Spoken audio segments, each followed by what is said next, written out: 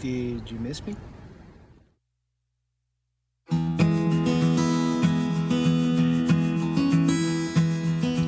So welcome to the next installment of Western Mass Turf. Sorry I haven't been able to post lately. Business comes first, family comes first, so YouTube is low on the list. But I want to let you know what us guys out in the field have been doing the last couple weeks. Well, 6, 7, 8 weeks now. What we've been putting down, what we're aiming to do, and how the lawns look. So what companies have been doing now is they've actually tried to accomplish 3 different things at once. Putting down a crabgrass pre-emergent, a spring application, and a weed control application. Today I just want to talk about the 4 major pre-emergents and a little bit about spring nitrogen fertilizer. Our first major crabgrass prevention we use is pendimethalin. You might know it as pendulum. Second is prodiamine. You might know it as barricade. There's also dilthapir. I never say that right. That's under dimension. And there's also another one called mesotrione, which you might know as tenacity. All 4 of those things are used as a pre-emergent, the seed emerging from the ground. So those are the 4 major ones, and most of them, 2 out of the 4, look like this.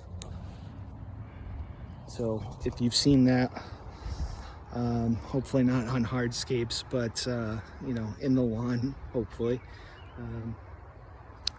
That's a fertilizer and a pre-emergent. So pre-emergents can also help not just with crabgrass, but there's other weeds, annual weeds in the summer that this application is going to help prevent. Is it 100%? No, but we're reducing the population, which actually reduces the input of weed control in the summer. It's kind of an IPM move to put down a pre-emergent. This is off the label of a prodiamine label. And it'll tell, reading the label is very important. It's going to tell you what you can and cannot do as far as seeding wise. Now, this particular application, you're going to have to hold off on seeding for a minimum of 4 months. The product definitely lingers in the soil for a good extended amount of time, and the product actually does is it, as these particular seeds start to germinate, they're going to develop roots, right? And then this herbicide is actually going to create curling of the root, and that way it cannot take in any nutrients or continue to grow. So it's getting it before it emerges from the soil. So you don't actually stop it from germinating. It's not a pre-germination herbicide. It's a pre-emergent herbicide emerging from the soil. So I use prodiamine in mine.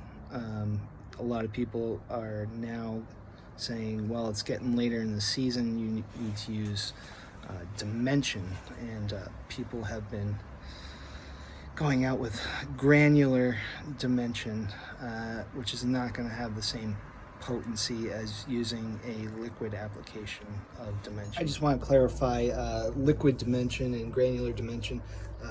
Granular dimension is definitely going to help you with preventing crabgrass. This is just in terms if you're starting to see crabgrass in its first tiller stage. Granular dimension isn't the way to go. So here's liquid dimension, dilithiapir. You see the active ingredients. I don't like discussing rates on YouTube because people tend to screw that up. So if you are using this, please be aware that there is a whole label that you should read before doing any applications. But in my experience,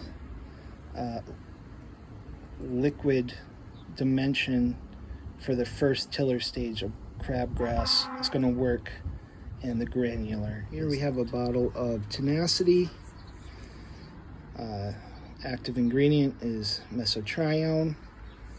It can be used as a pre-emergent, but it doesn't have the staying power as prodiamine, dimension, pendimethalin.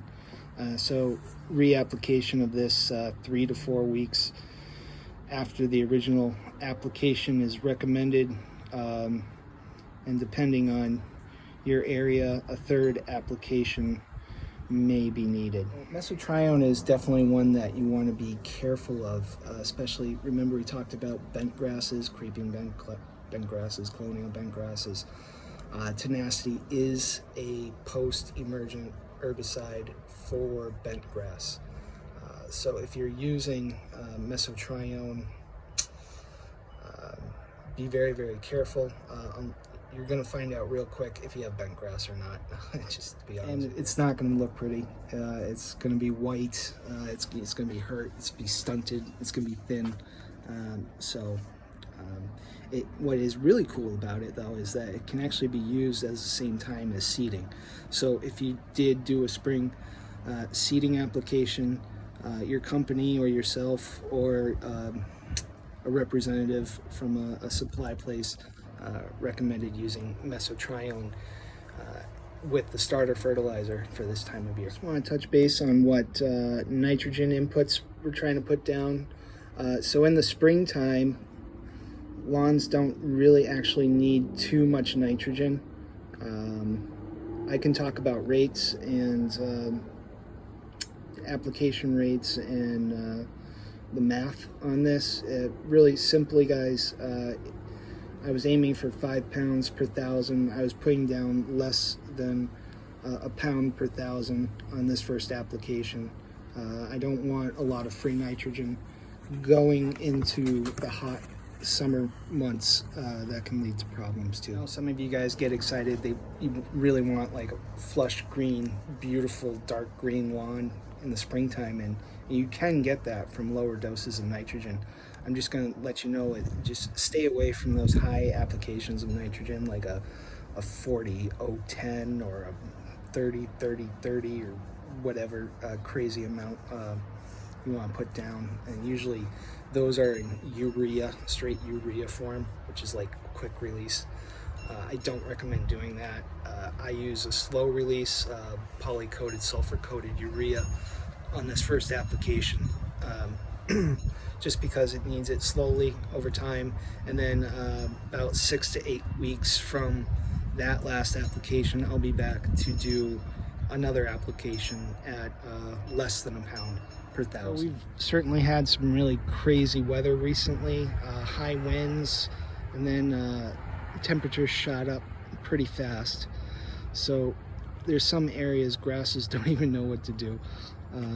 You may actually start to be seeing some browning areas of the lawn. That would be heat and drought stress. I got a spot over here. If you start to see areas like this, don't be too alarmed, but you do have to start that irrigation up. Get some water on that, good deep soak, 30-45 minutes. Early morning the best.